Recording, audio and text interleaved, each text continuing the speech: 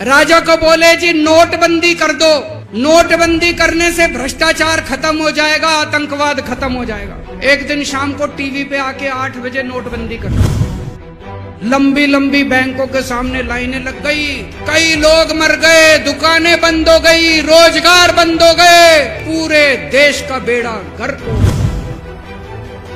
फिर एक दिन कोई आके बोला जी 2000 का नोट ले आओ। राजा 2000 का नोट ले आया।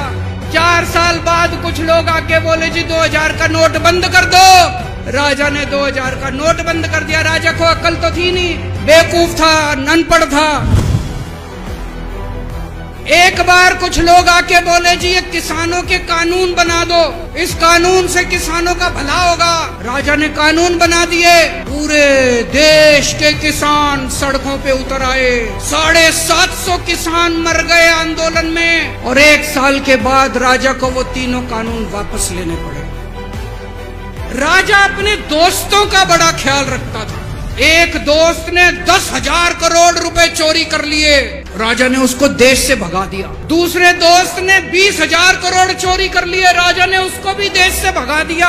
पर एक दोस्त ऐसा था जिससे राजा की ज्यादा ही दोस्ती थी। उसको उन्होंने सारे एयरपोर्ट बेच दिए, सारे जहाज बेच दिए, सारे सी पोर्ट बेच दिए, खदानें बेच दी। उस दोस्त पे राजा मेहरबान था।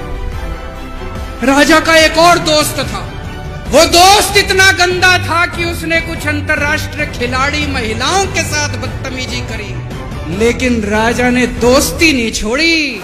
चौथी पास राजा, ये कहानी एक राजा की है, एक चौथी पास राजा की कहानी है, एक अहंकारी राजा की कहानी है, एक भ्रष्टाचारी राजा की कहानी है। इस कहानी में राजा तो है, रानी नहीं है। तो एक महान देश था।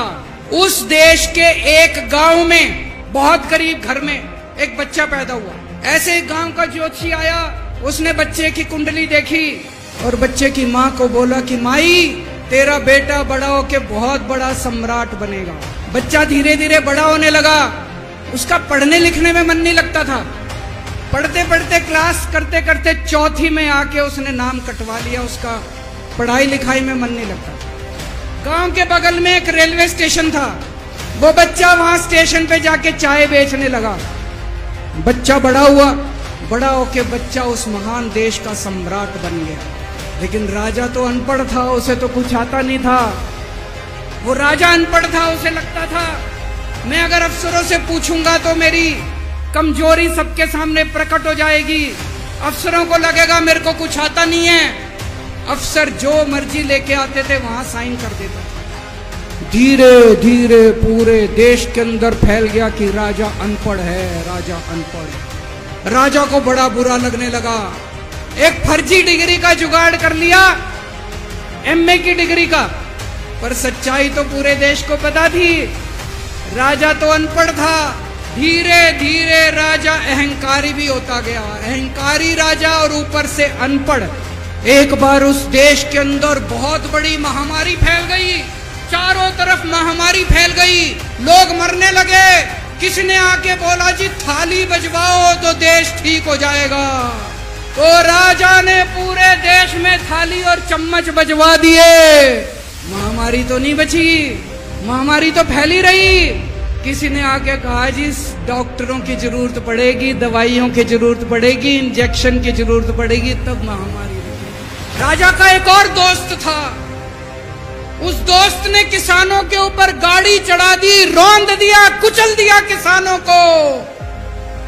राजा ने अपनी दोस्ती नहीं छोड़ी। इस बात पे तो दाद देनी पड़ेगी कि राजा दोस्तबाज था। चारों तरफ अत्याचार हो गया।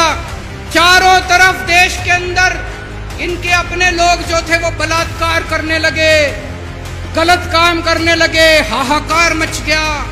जो राजा के खिलाफ बोलता राजा उसको पकड़ के जेल में डाल देता। एक दिन एक पत्रकार ने कार्टून बना दिया राजा के खिलाफ, उस पत्रकार को उठा के जेल में डाल दिया। एक दिन एक किसी पत्रकार ने उनके खिलाफ कुछ लिख दिया, उसको पकड़ के जेल में डाल दिया। जो राजा के खिलाफ बोले उसका बेड़ा गर्क। कोई जज अगर उस राजा के खिलाफ ऑर्डर करता था, राजा उसको बख्शता नहीं। और एक दिन घनघोर बारिश आई, तूफान आया, ऊपर से आकाशवाणी हुई, सारे देश की जनता को भगवान ने कहा कि आप महान देश के लोग हो, क्या कर रहे हो, उठो, खड़े हो जाओ और इस अहंकारी राजा के खिलाफ सब लोग मिलकर आवाज उठाओ। और उसके बाद दोस्तों सोई हुई जनता जाग गई और 1 साल के अंदर उस अहंकारी राजा का राजपाट जनता ने उखाड़ के फेंक दिया। और उसके बाद वो महान देश दिन दूनी रात चौगुनी प्रगति करने लगा।